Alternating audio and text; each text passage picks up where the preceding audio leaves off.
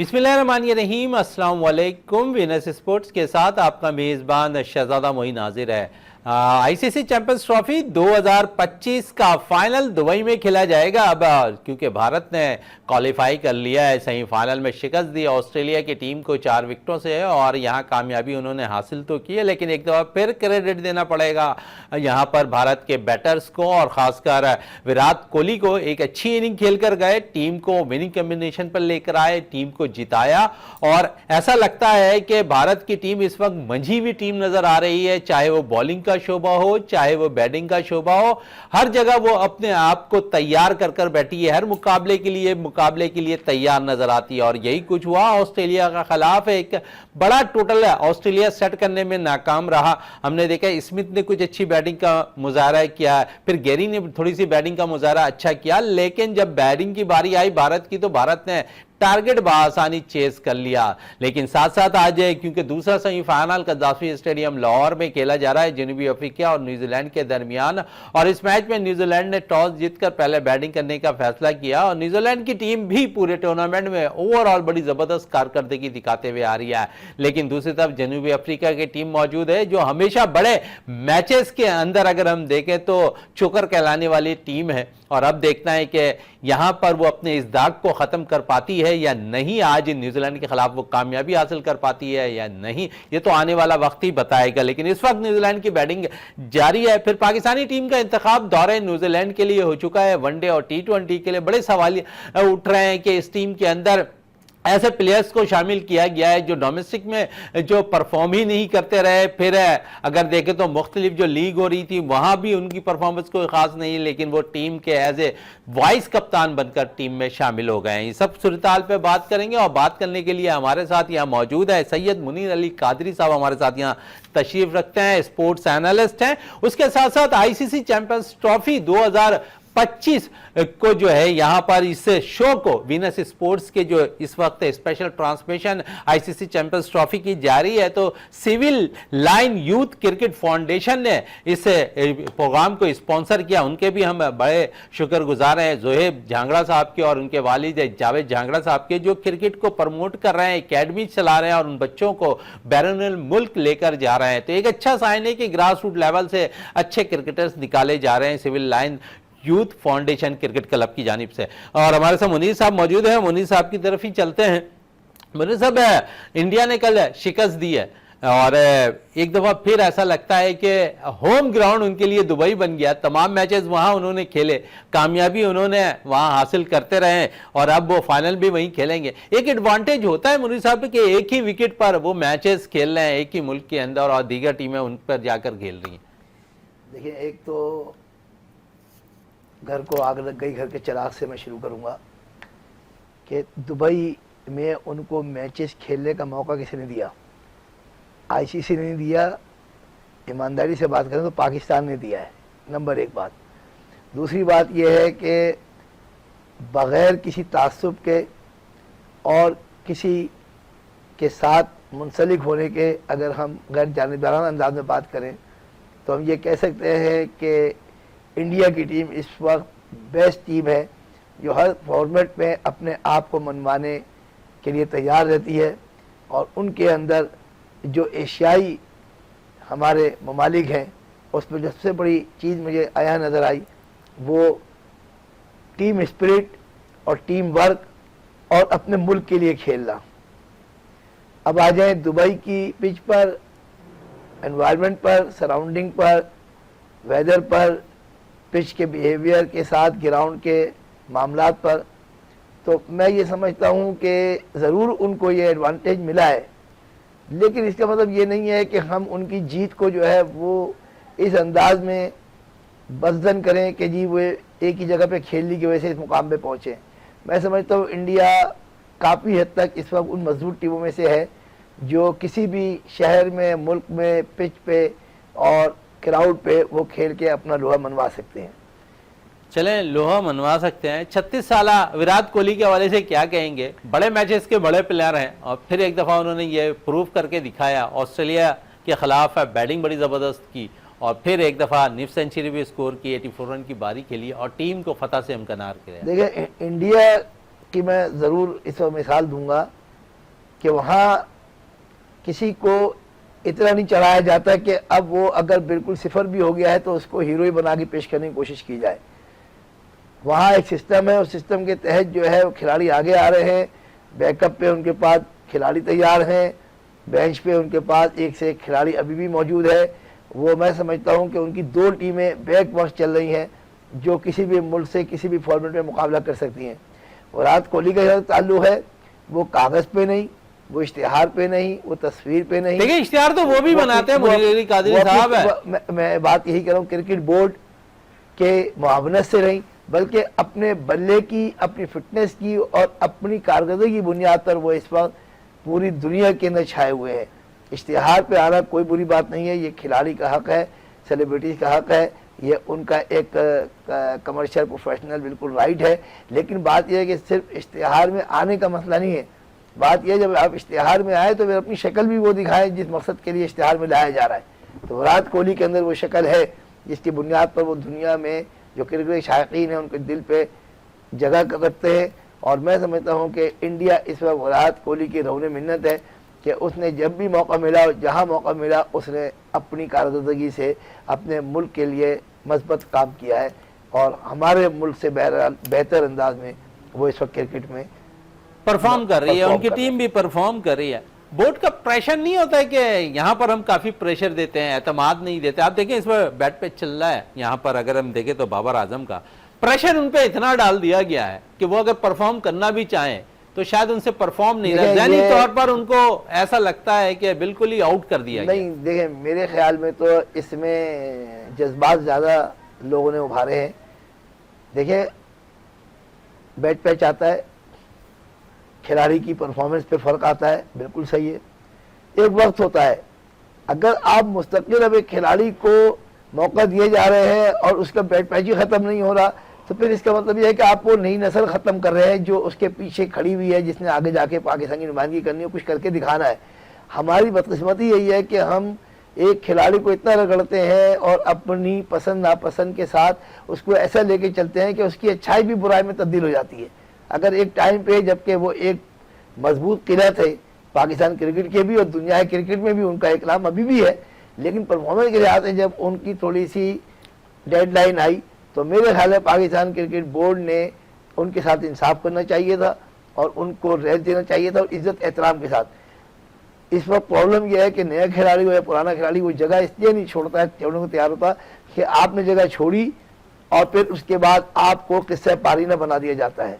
अगर हमारा system set हो, सिस्टमेटिक अंदाज में, प्रोफेशनल अंदाज में हम क्रिकेट के अंदर एडमिनिस्ट्रेशन चला रहे हो तो इसमें कोई शक नहीं है कि बाबर आजम को रेस्ट देकर उसको दोबारा बाबर आजम के तौर पर हम खिला सकते हैं। चले बाबर आजम को खिला सकते हैं। थोड़ा सा इसी पे आते और रिस्पेक्ट देने की बात कर रहे हैं प्लेयर्स की। मुनीर अली कादरी साहब है और मुनीर साहब है कामरान गुलाम टेस्ट मैचेस की अगर थोड़ी सी हम पीछे चले जाएँ और बाबर के हवाले से बाबर ड्रॉप हुए, कामरान गुलाम को मौका मिला, उसी नंबर पे कामरान गुलाम बैटिंग करने आते हैं, सेंचुरी डेब्यू पे स्कोर करते हैं, वनडे में मौका मिलता है, अच्छी इनिंग खेलते हैं, सेंचुरी भी बनाते हैं, कुछ अच्छी इनिंग तेज़ खेल के भी जाते हैं। तो आप समझते हैं उनके अंदर तो पोटेंशियल है। फिर बेस्ट स्कोर करते रहे हैं डोमेस्टिक सीज़न के अंदर, टॉप रैंकिंग में रहे हैं कामरान गुलाम और अभी ICC चैम्पियंस ट्रॉफी में भी वो टीम के हमरा थे। लेकिन क्या वजह बनी कि कामरान गुलाम टीम से ड्रॉप हो गए? उन्हें कोई मैच खिलाया भी नहीं गया ICC चैम्पियंस ट्रॉफी का। फिर दौरे न्यूजीलैंड के लिए जो टीम इंतखाब हुई है उसमें भी कामरान गुलाम का नाम शामिल नहीं है। उसके अलावा मोहम्मद हसनैन डोमेस्टिक में सबसे ज़्यादा आउट करने वाला बॉलर, मैचेस कोई नहीं मिले। आपने देखा यहाँ पर ICC चैम्पियंस ट्रॉफी के टीम से ड्रॉप कर दिए गए। सऊद शकील अच्छी इनिंग खेलते हैं, एडजस्ट हो रहे हैं, ऐसा लगा कि फिर उन पर भी कोई एक दबाव हुआ, वो उन्हें भी जो है टीम से बाहर कर दिया गया। तो आप समझ रहे हैं कि इस वक्त तो नाइंसाफियों का सिलसिला जारी है। और सिंध के साथ अगर हम देख ले तो 2 प्लेयर्स तो इस वक्त अगर हम देखें तो सिंध के बाहर हो गए, जो बगैर खेले टीम से बाहर हो गए। मैं मिसाल सिर्फ दे दूं मोहम्मद हसनैन की, उसके अलावा सऊद शकील की। देखें अभी फौरी तौर पे तो हम सूबाई लेवल पे बात पहले नहीं करेंगे। जब कामरान गुलाम को मौका मिला, उसने परफॉर्म किया तो देखिए उसको स्टैंड बाई के तौर पे लाए थे। देखें ये बात माननी पड़ेगी कि या तो आप बाबर आजम को एक अरसे के लिए रेस्ट दें और उसको जो है ड्रॉप करें और फिर कामरान गुलाम जैसे खिलाड़ियों को, सौशकी जैसे खिलाड़ियों को आगे लाए और उनकी जगह बनाए और वो फिर अपनी परफॉर्मेंस से अपनी जगह को जो है साबित करें। अब जगह पे साबित जरूर कर रहे हैं लेकिन स्टैंड बाई है। मैं इसकी बहुत छोटी सी मिसाल है कि स्कूलिंग सिस्टम की दूं कि एक टीचर है वो रुखसत पे जाता है और उसके सब्स्टिट्यूट पे तौर पे एक और टीचर आ जाता है। सब्स्टिट्यूट टीचर उस टीचर से कहीं ज़्यादा अच्छा परफॉर्म कर रहा होता है, बच्चे एडजस्ट करते हैं और वो टीचर जो है वो अपनी सलाहियतों से एक अच्छा रिजल्ट देता है। लेकिन मजबूरी क्या है कि वो जो सीनियर टीचर है जो रुखसत पे गया था वो दोबारा आ गया। जब दोबारा आ गया तो एक अच्छे टीचर को जो के सामने आकर अपनी शराब बनवा चुका था उसको ड्रॉप करना पड़ा या उसको हटाना पड़ा। स्टैंड बाई के तौर पे ज़रूर उस टीचर का नाम आ गया कि आइंदा जब भी मौका आएगा हम इससे इस्तिफादा हासिल करेंगे, चाहे वो कामरान गुलाम हो या कोई हो। लेकिन मसला ये है कि आपकी खुशी में किसी को फेल होने पर मुस्तकिल 15, 20, 30 मैच या सीरीज पे सीरीज खिलाने के चक्कर में अगर एक खिलाड़ी किसी के बदले आ गया है, परफॉर्म कर रहा है, तो आप उसको कंटिन्यू क्यों नहीं करते? कम से कम उस वक्त तो कंटिन्यू करें जब तक कि वो 2-3 इनिंग पे फेल नहीं हो जाता। मेरा यही सवाल हमेशा डोमेस्टिक क्रिकेट में भी रहा है कि वो खिलाड़ी जो 8 और 10 और 12 इनिंग खेल के भी एक 50 नहीं कर रहा है या 50 करके फिर 6 मैच खेलता है, आखिर नए खिलाड़ी को जो बेंच पे बैठे हुए हैं, जो स्टैंड बाई हैं, जो 16 खिलाड़ी में उनको मौका देके उनको सलाहियतें दिखाने का मौका क्यों नहीं मिलता? वो इतने डिसहार्टेड हो जाते हैं, डिस्करेज हो जाते हैं कि फिर आपको पता है कि किस तरीके से जो है वो हमारा एक फास्ट बॉलर जो ताबिश खान था उसको 500 विकेट लेने, 600 विकेट लेने के बाद 34 साल की उम्र में उन्हें डेब्यू कराया जा रहा है टेस्ट क्रिकेट के अंदर। 21-22 साल की उम्र में वो एक सितारा था तो उसको मान कर दिया। जब वो ग्रहण हो गया सूरज और चांद तो लाके जो आप टैग लगा दिया कि इसने पाकिस्तान खेला है, बहुत मेहरबानी है। मैं समझता हूँ कि हमारे यहाँ इस वक्त सबसे ज्यादा प्रॉब्लम हुकूमत वक्त की है। जो भी हुकूमत आती है पाकिस्तान क्रिकेट बोर्ड पे उसका बहुत अमल दखल होता है और सियासी तौर पे और दूसरी वजूहात की बिना पर यहाँ हमेशा जो है वो मराद देने के लिए और लोगों को जो है नवाजने के लिए जो है ये सिस्टम बनाया गया है, जिसकी वजह से कोई चीज़ भी बकौल राशिद लतीफ़ के कि जब चेयरमैन ही जो है वो मेरिट पे नहीं आया तो मेरिट पे टीम क्या सिलेक्ट होगी, टीम की मेरिट ही पे आ जाए दोबारा। तो इस बुनियाद पे बिल्कुल आप बड़े अच्छे स्टैंड बाई की बात कर रहे थे Munir Ali Qadir. Standby players वही होता है जो रिप्रेजेंट कर रहा हो किसी के बदले। और अगर हम देखें तो इसमें बेस्ट प्लेयर थे तो कामरान गुलाम टीम के साथ थे, बेस्ट प्लेयर मोहम्मद हसनैन थे तो टीम के साथ थे, बेस्ट प्लेयर सऊद शकील थे तो टीम के साथ थे। अब जब आप न्यूजीलैंड के दौरे के लिए जा रहे हैं जहां इन्हें मौका मिलना चाहिए था, आपने वहां इन्हें ड्रॉप कर दिया। आपने फिर कुछ नौजवान प्लेयर्स को लाया, कुछ ऐसे प्लेयर्स को भी लेकर आ गए जो पैराशूट के जरिए आते हैं टीम में और कप्तान बन जाते हैं। अच्छा, मैं आपसे इख्तिलाफ करूंगा। पैराशूट अगर आप समझे ईमानदारी तो पैराशूट बहुत दूर से दिखाई देता है और आखिर तक दिखाई देता है। दो चीज़ें हैं दुनिया के अंदर जहाँ से आपको मुश्किल होती है, एक सुरंग होती है और एक आबदोज होती है। ये जो खिलाड़ी और खिलाड़ियों का जो इस वक्त ताल्लुक और तहफ़्फ़ुज़ बना हुआ है ना, ये आबदोज हैं जहाँ से आप एक खिलाड़ी को निकाल के लाते हैं और एक को डुबो देते हैं, और एक वो है जो सुरंग के जरिए बैठे हुए हैं और जैसी मौका आता है आप सुरंग से बाहर निकाल लेते हैं। देखिए जो यही कुछ हुआ है लगता है शादाब के साथ। जो खिलाड़ी परफॉर्मेंस दे रहे हैं उनको तो वो अभी इस टूर पे वो लेके जाते नहीं और न जाना था। अब सुनिए क्यों।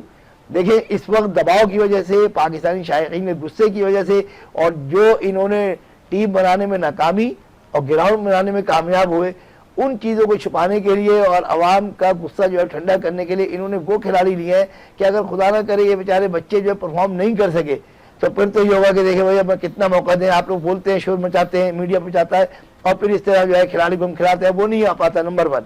सेकंड नंबर पर अगर वो खेल भी गए, अच्छा खेल भी गए, तो वो भी सही कामरान गुलाम की तरह बाहर होंगे, वो भी हसनैन की तरह बाहर होंगे कि भाई अब सीनियर लोग आ गए, जहाँ हमें आगे जाके मौका मिल रहा है वहाँ हम जूनियर पे हम रिलाई नहीं कर सकते, और इस इवेंट में तो कम से कम सीनियर। अब वो सीनियर गलती से 4-5 मैचों के अंदर एक 5 आउट कर देगा या एक 50-60 रन कर देगा, अब उसने जिंदगी भर के लिए अपना जगह और सिक्का जमा लिया है और वो लोग जो हकीकी मानों में परफॉर्मेंस दे रहे थे वो सिफर हो गए।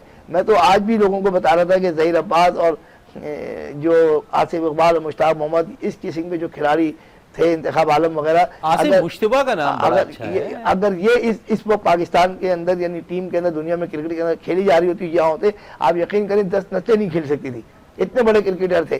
सिर्फ साल में 3 टेस्ट होते थे जो पाकिस्तान में होते थे और 3 होम अवे के जिसे कहते हैं कि बाहर ममालिक में होते थे, 6 मैच टोटल साल में खेलते थे, उसमें आप देखिए कितने हजारों रन के ढेर लगा दिए। जहीर अब्बास ने दुनिया क्रिकेट के अंदर तहलका मचा दिया, 3 लगातार डबल सेंचुरियां कर दी। हनी मोहम्मद का रिकॉर्ड देख लीजिए, आसिफ इकबाल का, मुश्ताक का। अब ये बताइए कि क्या एक खिलाड़ी भी आप ले लें कि क्या उस पाया का पाकिस्तानी टीम में इस वक्त है? नामुमकिन है इस वक्त। चले नामुमकिन, इस पर मजीद बात भी जारी रहेगी आपसे। और इस वक्त हमें टेलीफोन लाइन पर ज्वाइन कर लिया है सीनियर स्पोर्ट्स एनालिस्ट है इकबाल मेमन साहब ने। और इकबाल मेमन साहब है, इंडिया की टीम फाइनल खेलने में जो है कामयाब हो गई दुबई में, एक दफ़ा फिर वो अपना आखिरी मैच खेलेगी। ओवरऑल पूरा टूर्नामेंट ही वो दुबई में खेलती रही, एडवांटेज भी उनको रहा इस विकेट का, और वहाँ पर वो कामयाबी भी समेटते रहे। बड़ी टीम ऑस्ट्रेलिया को शिकस्त देने में कामयाब रही।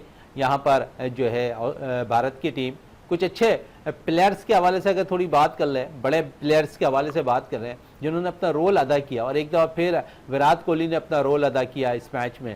84 रन की इनिंग खेलने में कामयाब है, जो बाकायदा तौर पर यहाँ पर कामयाबी दिलाई उन्होंने इंडिया की टीम को अपनी अच्छी इनिंग से। तो आप समझ रहे हैं कि यहाँ पर उनका बैकअप बड़ा अच्छा तैयार हो रहा है, और हम आज तक अपने सिस्टम को लेकर रो रहे हैं। बिल्कुल, देखिए मकसद ये है कि उन्होंने तो इतना पैसा डंप किया सिस्टम में, और विराट कोहली तो खैर बहुत अरसे से है और वो क्वालिटी क्रिकेटर है, ठीक है। और ये है कि उन्होंने परफॉर्म करके दिखाया मौके की हिसाब से। लेकिन एक चीज और है कि देखें उनका हर खिलाड़ी जो है ना वो चैंपियन खिलाड़ी है। और मैंने आपको पहले भी कहा था कि हमारी टीम बिल्कुल मीडियोकर है, और हमारे पास कोई पूल में भी कोई ऐसे एक्स्ट्राऑर्डिनरी खिलाड़ी नहीं है। उनके पास तो एक खिलाड़ी आता है तो दूसरा आता है। मतलब आप इससे अंदाजा लगा लें कि ऐश्वर्न जैसा वर्ल्ड क्लास स्पिनर जो है वो रिटायरमेंट लेके साइड पे हो गया, क्योंकि उनके पास इस वक्त बेहतरीन जो है स्पिनर्स हैं। और कुलदीप यादव है, आपका जो है जडेजा है उनके पास, जडेजा है, फिर ये सारे ऑलराउंडर है। सिर्फ कुलदीप जो है वो इतना अच्छी मतलब एक्स्ट्राऑर्डिनरी बैटिंग नहीं करता, बाकी तो दूसरे तो सारे ऑलराउंडर है। तो ये है कि भाई उनकी तो कंप्लीट टीम है। फिर शामी ने जिस तरह बॉलिंग की है, आपने देखा 3 खिलाड़ियों को उन्होंने भी आउट किया है शामी ने। बिल्कुल, तो उनके पास एक से एक खिलाड़ी हैं। और देखें हमारे पास भी खिलाड़ी अच्छे हैं, लेकिन हमारे पास फुल टीम नहीं है। और दूसरी बात यह कि जब हमारे पास साइम अयूब जैसा खिलाड़ी तैयार होता है और फखर हमारा जो है रिटायर्ड वो हो जाता है इंजर्ड, तो फिर ये बड़े मसले हो जाते हैं। हमारी टीम में जो है बैटिंग डेप्थ नहीं है, फिर जो है बॉलिंग में भी जो है वो जो है इंजरीज लगे बॉलर्स घूम रहे हैं। तो ये हमें देखना पड़ेगा। हम जो है मतलब जब तक अपना सिस्टम पीसीबी नहीं सुधारेगी तो खिलाड़ी भी नहीं सुधर सकते, और ना ही अच्छे खिलाड़ियों की सिलेक्शन अच्छा, तो इस सिलेक्शन पे आ जाए, सिलेक्शन पे आ जाए। टीम का ऐलान हुआ दौरे न्यूजीलैंड के लिए, कुछ अच्छे नौजवान प्लेयर्स को टीम में शामिल किया है, जिसके लिए हम बातें भी करते थे, लेकिन मिला जुला रुझान रहा इस टीम के अंदर। लेकिन साथ साथ मैं 3 प्लेयर्स के हवाले से जरूर बात करूंगा। मोहम्मद हसनैन टीम के साथ ट्रैवल कर रहे हैं, आईसीसी चैंपियंस ट्रॉफी में टीम के उमरा रहे। कामरान गुलाम मुसलसल पाकिस्तान की बैटिंग का अहम सतून बन सकते हैं अगर रेगुलर उन्हें मौका दिया जाए, ठीक है। उसके अलावा सऊद शकील, लास्ट आपने उसे मौका दिया, परफॉर्म किया। वनडे क्रिकेट के अंदर तो कम से कम सऊद शकील की जगह बनती नजर आ रही है, लेकिन ऐसा लगता है कि सिलेक्शन कमेटी ने तो यहाँ से दूध में जो मक्खी गिर जाती है ना, जिस तरह उसे निकालते हैं, इसी तरह 3 प्लेयर्स के साथ किया। बिल्कुल जनाब, असल में तो इनको पंजाब की इजाजतदारी थी और उन्होंने जो है वो दिखा दिया। और आकिब जावेद ने एक तरह अपने एक्शन से ये बता दिया कि जो मैंने किया था उसमें मेरा कसूर नहीं है। और अब मैं देखो टीम को जो है सर्जरी कर दी मैंने, अब ये नई टीम लेके आ गया हूँ। भाई उसमें रिजवान क्या कसूर था? रिजवान की तो परफॉर्मेंस भी दी, और उसके बावजूद जो है ऑस्ट्रेलिया में वो अच्छी परफॉर्मेंस करके आए। और दूसरे अच्छा, चले इसी पे आ जाते हैं, कैप्टनशिप पे आप बात कर रहे हैं। सलमान अली आगा टीम के लिए कप्तान बने T20 के, 6 T20 मैच खेले सलमान अली आगा ने, और 25 हाईएस्ट स्कोर है उनका।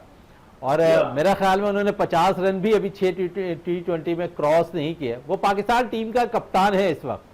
आप सोचे हमारा म्यार ऐसा गिर गया है कि हम एक ऐसे प्लेयर्स को कप्तान बना रहे हैं टीम के अंदर कि जिसका जो T20 कैरियर है वो भी शायद मेरे ख्याल में उनकी जगह नहीं बनती T20 क्रिकेट के अंदर, वो टीम का कप्तान बना। आपने बनाना था, यंग ब्लड लेके चल रहे थे, आपने थोड़ा सा ग्रूम किया, यहाँ पर मोहम्मद हारिस को आप लेकर आ जाते, कप्तान बना देते और उनको कहते हैं कि आप T20 2026 के तक जब वर्ल्ड कप खेला जाएगा उस वक्त तक कप्तान बरकरार रहते।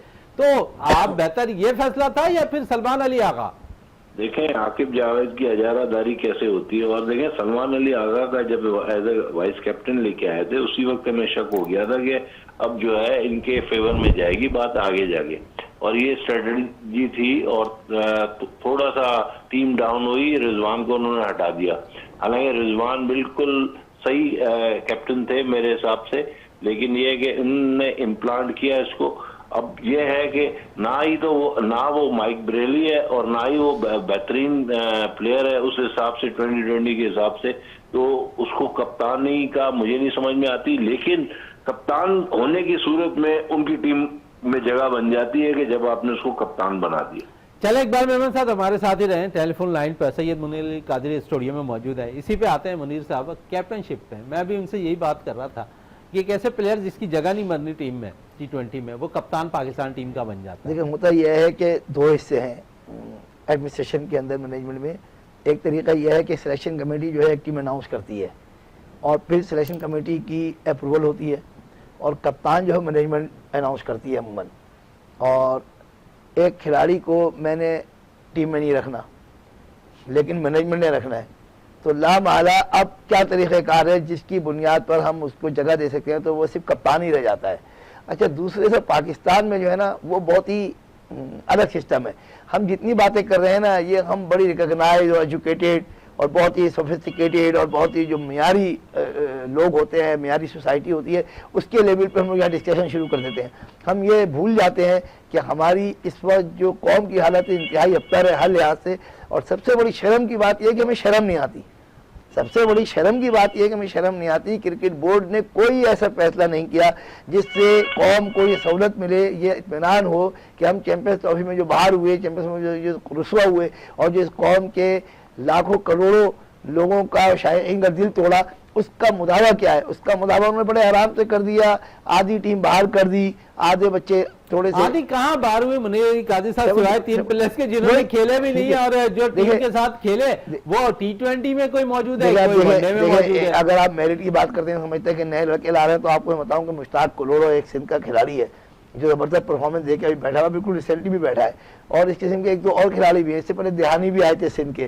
तो थोड़ी सी प्रॉब्लम वही है कि सिंध के अंदर कोई ऐसा सपूत नहीं है जो अपने सिंध के खिलाड़ियों का, आवाम का हक के लिए कोई सही आवाज उठा रहे हैं। आवाज तो उठा रहे हैं। मैंने खेल है सरदार बख्श महर, वो तो कह रहे हैं कि हम अपना नया बोर्ड बना लेंगे। देखिए ये वही वाली बात है कि आप जो है वो सिर्फ आप एक जो है वो रेटिंग बढ़ा रहे हैं अपनी शायकीन के सामने, आवाम के सामने, मीडिया के सामने, वरना हकीकत ये है कि मैं समझता हूँ कि अगर मुनासिब अंदाज में ईमानदारी से आप लोगों को हट के बात करूँ तो एक जुनैद मेमन है सिंध के एक जगह के, और एक शुएब जट है, जिनको मैंने देखा है कि बहुत ही स्ट्रॉन्ग वे पे और बहुत ही खुले अंदाज में जो है वो तनकीद भी करते हैं और लाके सोल्यूशन भी देते हैं, और जिन खिलाफ जाती हो रही है उनका पूरा डेटा होता है।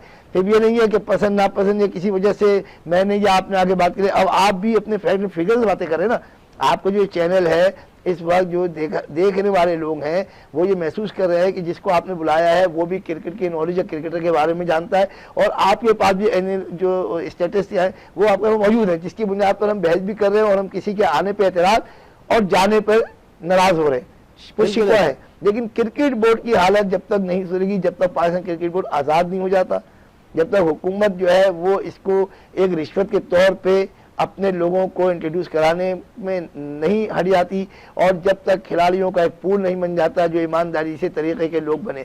देखिए ज़हीर अब्बास साहब को ज़िंदगी दे, मिसाल है जावेद मिर्दाद को दे, इनकी एक अब एज इतनी हो गई कि ये एक्स्ट्राऑर्डिनरी अंदाज में ग्राउंड में मूवमेंट वो नहीं कर सकते जो हमें करनी चाहिए। तो कर सकते हैं। तो 20 साल पहले देखें, यूनुस खान भी अल्लाह उसको ज़िंदगी दे, 10 साल बाद हम यही बातें कर रहे हैं जो ज़हीर भाई के लिए बातें कर रहे हैं। अभी तो मौका है ना, तो मौका तो देते ही नहीं वक्त पे। अगर मौका दे रहे होते तो ज़हीर अब्बास अगर इस वक्त होते 20 साल 15 साल पहले, अगर जावेद मिर्दाद 15 साल पहले होते तो हम ये बातें और ये रोना थोड़ी रो रहे होते। हम तो इस वक्त जश्न मना रहे होते हैं कि यार इंडिया से पाकिस्तान फाइनल खेल रहा है, ऑस्ट्रेलिया और पाकिस्तान फाइनल खेल रही है, हमारे दो खिलाड़ी जो है वो इस वक्त बेस्ट बॉलर बेस्ट बैट्समैन बने। ये सारी चीजें हो इसीलिए रही है कि हम हमेशा एक खिलाड़ी को भी जब 11 में मौका देते हैं, जब वो बेचारा अपनी रिटायरमेंट से भी बढ़ के रिटायर्ड हो गया, जैसे ताबिश की मिसाल दी कई खिलाड़ियों की। अब यूनुस खान का एक जज्बा है, जो शायद राशिद लतीफ का नाम मैं अगर लूँ तो एक बहुत मुनासिब नाम है क्रिकेट के अंदर।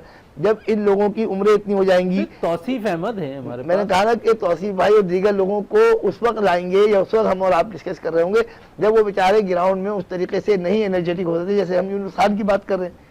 तो मैं यही चाहूंगा, एक बोल्ड फैसले लेने वाला शाहिद खान आफरीदी भी है। देखिए पाकिस्तान, ये बिल्कुल ये मिसाल है कि किसी घर के अंदर जो है वो अच्छा खासा घिराना चल रहा हो और फिर एक बहू आ जाए और फिर चंद दिनों बाद जो है खानदान में बात मशहूर हो जाए कि जनाब बहू जो है वो सारे फैसले कर रही हो और जनाब सास ससुर को भी और शौहर को भी और पूरी फैमिली को भी उसने डिस्टर्ब तो किया ही किया है, लेकिन सबको अपने अंदर समो लिया है। तो हम किसी खिलाड़ी को बिल्कुल इल्जाम मैं नहीं देता, क्योंकि आपका जो सरबराह है पाकिस्तान क्रिकेट बोर्ड, जो घर है, जो घिराना है, जब वही सिस्टम सही नहीं है तो आप किसी एक पे क्या कर रहे हैं। अगर मैं इस काबिल हूँ और मेरी जो टीम है वो इस काबिल हो तो मैं शाहिद आफरीदी की क्यों बात मानूं, मैं XYZ की क्यों बात मानूं। हम क्योंकि कमजोर हैं और हम खिलाड़ियों के बलबूते पर क्रिकेट बोर्ड में जगह बनाते हैं। आपके मैदान देखिए, आपके मैदान देखिए कि क्रिकेट बोर्ड में एक ओहदे पे एक आदमी रहा, थोड़े दिनों बाद आप देखते हैं जरा सी हिलगिल हुई तो हटाया नहीं गया बल्कि उसको शिफ्ट कर दिया है किसी और जगह पे।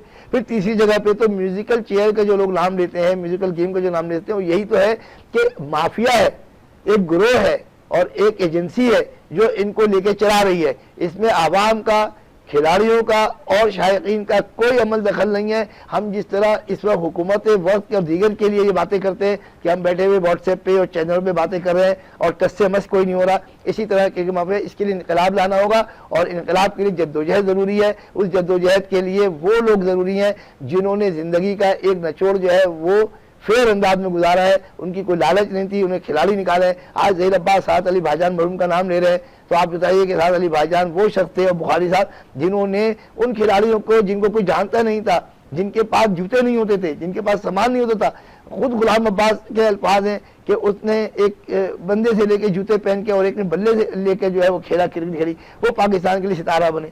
हमारे तो इस वक्त लोगों के पास सामान ही सामान है, वसाइल ही वसाइल है। अगर नहीं है तो दो चीजें नहीं है, एक क्रिकेट नहीं है, एक पाकिस्तान में मोहब्बत नहीं है। बड़ी अच्छी बात कही क्रिकेटर्स के हवाले से, और यकीनन जब ग्राउंड में उतरे ना, जो आपने सीने पे सजाया होता है सब्ज हिलाली परचम, उसकी लाज रखनी होती है, और जब लाज रखेंगे ना तो परफॉर्मेंस खुद ब खुद होती हुई दिखाई देगी। इकबाल मेमन साहब, कितने मुत्तफिक नजर आ रहे हैं सैयद मुनीर अली कादरी साहब की बात से आप?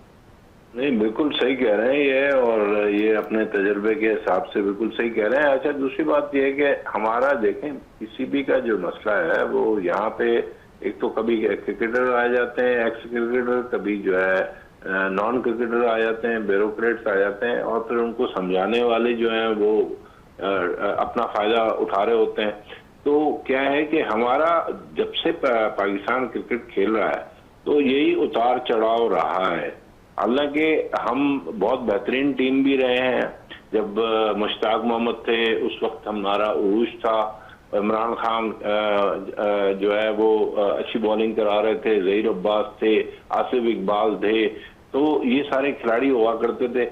लेकिन ये कि हम फिर जो है दोबारा नीचे चले जाते हैं, फिर कभी कभी थोड़ा सा ऊपर आ जाते हैं, लेकिन हमारे पास वो कंटिन्यूटी बिल्कुल नहीं है जिस तरह ऑस्ट्रेलिया के पास है, इंडिया के पास है। तो और ये दोनों टीमें हैं, और उसके बाद हम जो दूसरी कैटेगरी बनाते हैं उसमें हम उसको लेके आते हैं न्यूजीलैंड को, इंग्लैंड को और साउथ अफ्रीका को। तो हम जो है वो तीसरी कैटेगरी में आते हैं। अच्छा, कैटेगरी की बात हो रही थोड़ी सी इकबाल मेमन साहब, हॉकी में हम इस वक्त 15वें पोजीशन पर हैं, क्रिकेट में हम वनडे में 8वें नंबर पर पहुंच गए। जी जी, तो मैं वही कह रहा हूँ ना कि हमारे जो people at the helm of the affairs जो बैठे हैं ऊपर, उनको सोचना चाहिए, लेकिन वो आगे पोस्टों पे बैठ जाते हैं, उनके 3-3, 4-4 पोस्टें हैं, उनको परवाह है नहीं कि पाकिस्तान का जीते या हारे। हाँ, बस उन्होंने एक चीज अच्छी कर ली कि टूर्नामेंट यहाँ पे करवा दिया और इंडिया को जो है दुबई में खिलवा दिया।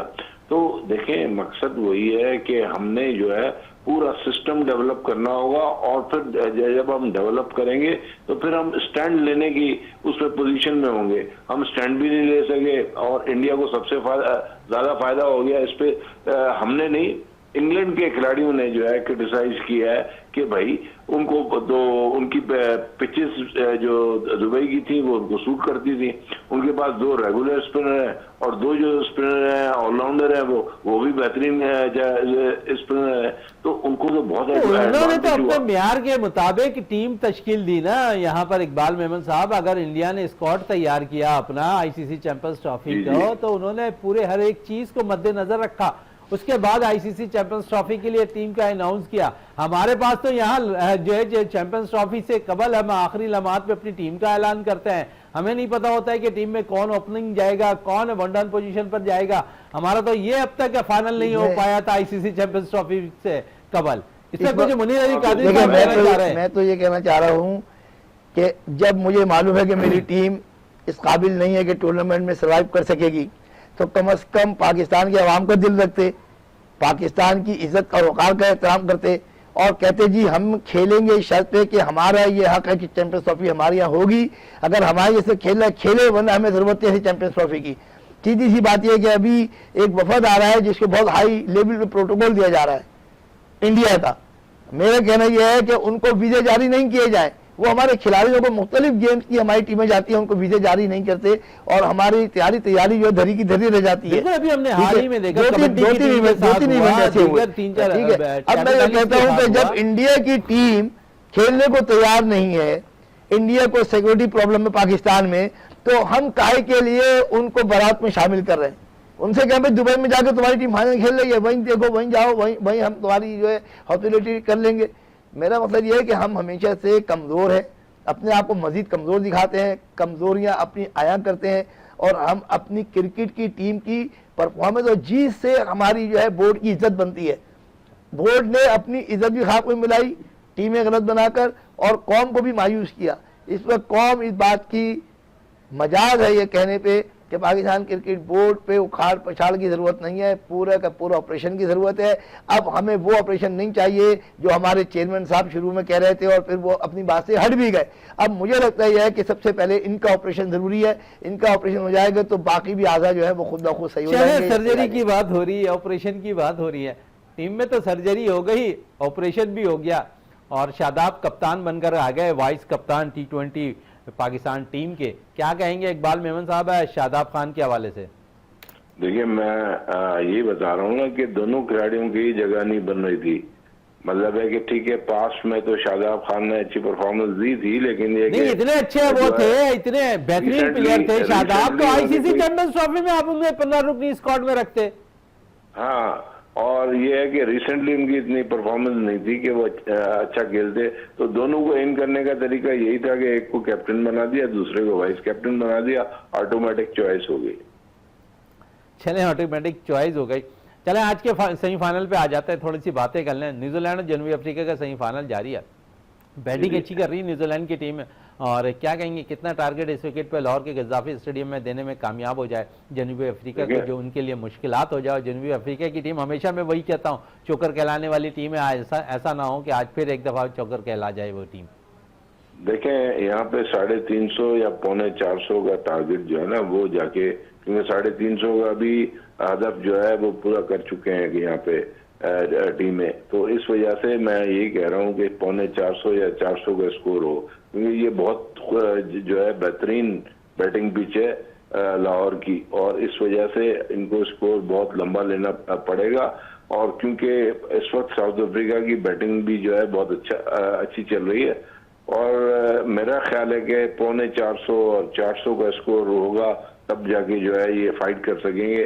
फिर इनके पास जो है स्पिनर भी अच्छे हैं, और हालांकि स्पिनर उनके पास भी अच्छा है महाराज, तो ये है कि आप को जो है फिर तसल्ली होगी, मगर वैसे ही जो है चांसेस यही हैं कि मैच जो है वो बराबर का जाएगा और आखिरी ओवर तक जाएगा। चलें, आखिरी ओवर तक जाएगा। और कल के मैच पे थोड़ी सी बात कर लूँ एक दफ़ा फिर, जिस तरह उन्होंने कामयाबी हासिल की है, ओवरऑल फाइनल जीतने वाली टीम लग रही है आपको इंडिया की, चाहे दोनों में से कोई भी टीम है? दोनों टीमें फाइनल खेलने जैसी थी, हालांकि ऑस्ट्रेलिया के बॉलर्स नहीं थे, लेकिन ये है कि कुछ गलतियां हो गई। मेरा कहने का मकसद ये है कि स्मिथ को अभी और चलाना चाहिए था, और मैक्सवेल जो है उसने कुछ ज्यादा ही जल्दबाजी कर दी, और मेरा ख्याल है उसमें महारत जो है वो इंडियन स्पिनर की है कि उसको एक छक्का खाने के बाद ऐसी बॉल दी जिसको दोबारा वो हीव करने के चक्कर में गए और वो आउट हो गए।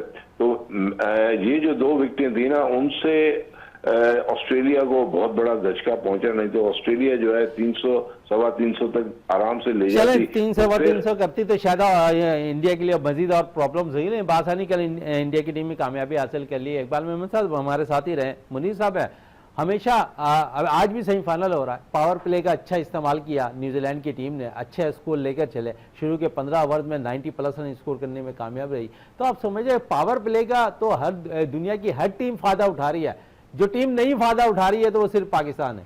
मेरे ख्याल में हर चंद मिनट बाद जब मैं यहाँ भी गुफ्तगू करता हूँ या किसी भी चैनल पे, तो मैं पावर प्ले के हवाले से कहता हूँ कि पावर प्ले, आप शायद बात कर रहे हैं ग्राउंड की और मैच की। हमारे यहाँ पावर प्ले जो है वो टीम में लाने के लिए और टीम में बाहर करने के लिए पावर प्ले इस्तेमाल होता है। अगर पावर प्ले को अगर आप क्रिकेट के सेंस में ले रहे हैं तो मैं समझता हूँ कि हमारे पास वो खिलाड़ी इस वक्त मौजूद ही नहीं है जो पावर प्ले का सही इस्तेमाल कर सकें। अब उसकी क्या वजह है? वजह यह है कि आप किसी पर रिलाई नहीं कर रहे, किसी को आप कॉन्फिडेंस ही नहीं दे रहे।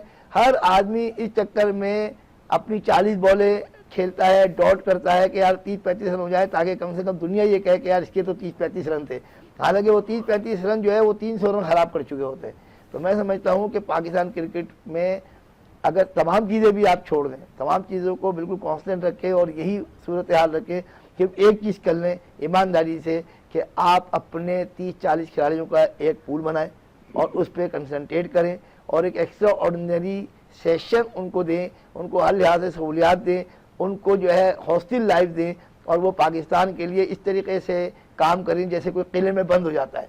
जब तक हमारी सोच इस काबिल नहीं हो जाएगी कि हमारा खिलाड़ी किले में बंद होके जब बाहर निकले तो वो एक सितारा है, हो चाहे वो पावर प्ले पे इस्तेमाल हो रहा हो, चाहे वो आखिरी ओवर पे इस्तेमाल हो रहा हो, चाहे वो बॉलिंग के अंदर अपनी कारकर्दगी दिखा रहा हो, चाहे वो बैटिंग में अपने आप को प्रूव कर रहा हो। लेकिन मसला यही है कि जब तक हम स्टेबिलिटी नहीं लाएंगे, खिलाड़ियों के अंदर तहफ़्फ़ुज़ नहीं लाएंगे, और किस खिलाड़ी की बात करूँ, मैं उस खिलाड़ी की बात नहीं कर रहा जो लॉबी बनाते हैं, उनका तो तहफ़्फ़ुज़ ही तहफ़्फ़ुज़ है। तहफ़्फ़ुज़ उनका जो इस काबिल है कि उनको टीम में रखा जाए, उनको कॉन्फिडेंस है कि नहीं तुम ही खेलोगे, तुम ही खेलोगे, करो। यहाँ तो आप रन करके आप 10 साल, 11 साल, 9 साल, 15 साल के खिलाड़ी को बाहर करते हैं, वो खिलाड़ी दोबारा आता है, फिर 3 सेंचुरी करता है, फिर बाहर हो जाता है। आपने फवाद आलम की मिसाल सबके सामने कि एक खिलाड़ी आया, उसको आपने एक सिस्टम के तहत मजबूरन लिया, उसने परफॉर्म किया, प्रूव किया, उसको फिर आपने गायब कर दिया। एक से 2 इनिंग खराब कारकर्दगी पे, वो तो एक बहाना होता है, लेकिन जहन में होता है कि अगर 200 भी करेंगे तो मुझे अच्छी तरह याद है कि एजाज फकीर ने जब 100 किए तो सिर्फ इसलिए ड्रॉप कर दिया कि यार मैंने तुम्हें ऑफ स्पिनर के तौर पे लिया था, बैट्समैन के तौर पे लिया था। भाई तुम्हारे जो बैट्समैन के तौर पे लिया था, जब वो फेल हो गए तो तुम इसको एज ए बैट्समैन ही खिला लो और उस बैट्समैन को ड्रॉप करते हो। लेकिन मैंने बताया ना, लाइकिंग डिसलाइकिंग का हमारे यहाँ हमेशा से मामला रहा है और इस मामले को हम खत्म कर नहीं पा रहे, इसको खत्म करने की जरूरत है। इकबाल मेमन साहब है, और बड़ी अच्छी बात इन्होंने कही यहाँ पर मुनीर अली कादरी साहब ने कि 30-40 लड़कों का पोल अभी भी हम बना लें, क्योंकि अब 2 बड़े इवेंट्स है पाकिस्तान के पास। एशिया कप पाकिस्तान ने खेलना है, T20 वर्ल्ड कप पाकिस्तान ने खेलना है। तो आप समझते हैं कि अभी से हमने तैयारी करनी है, अभी से कप्तान अनाउंस करना है T20 का, और इसके लिए अभी से तैयारी करनी है। और यही हो सकता है कि हम 30-40 लड़कों का एक पोल बनाएं और उन्हें कह दें कि मिनीज में से खिलाड़ियों का सिलेक्ट करेंगे एशिया कप और T20 के लिए। देखें, ये हम जो है ऐसी बातें पहले भी कह चुके हैं, लेकिन होता ये नहीं है ना, क्योंकि हमें अपने जो है फेवरेट्स को खिलाना होता है तो उनके लिए जगह बनानी होती है। हारना जीतना, देखें पंजाब वालों के लिए माजरत के साथ हारना जीतना कोई मकसद नहीं रखता, उन्होंने सिर्फ अपना बंदा खिलाना होता है और अपनी जो है तसल्ली करनी होती है कि हमारा जो गिराई है वो खेल रहा हो। तो इस वजह से फिर ये मसले होते हैं और आप देख लें कि हर गेम में यही मसले चल रहे हैं और कोई भी गेम जो है ऊपर की तरफ नहीं आ रहा। हालांकि हमने ये बार बार कहा है कि भाई स्क्वॉश के अंदर हमने तकरीबन दुनिया पे हुकूमत की है 40 साल तक, लेकिन एक अब आप अशर देख लें, स्क्वॉश का भी, हॉकी का आप अशर देख लें, हमने जो है 90s तक 94 तक जो है बहुत अच्छी परफॉर्मेंस दी है, लेकिन ये कि उसके बावजूद हम नीचे चले गए। जहांगीर खान, जहांशेर खान जैसे नाम जो है वो दुनिया में अभी तक पहचाने जाते हैं, लेकिन अब आपको स्क्वॉश जो है दूर दूर तक नजर नहीं आती।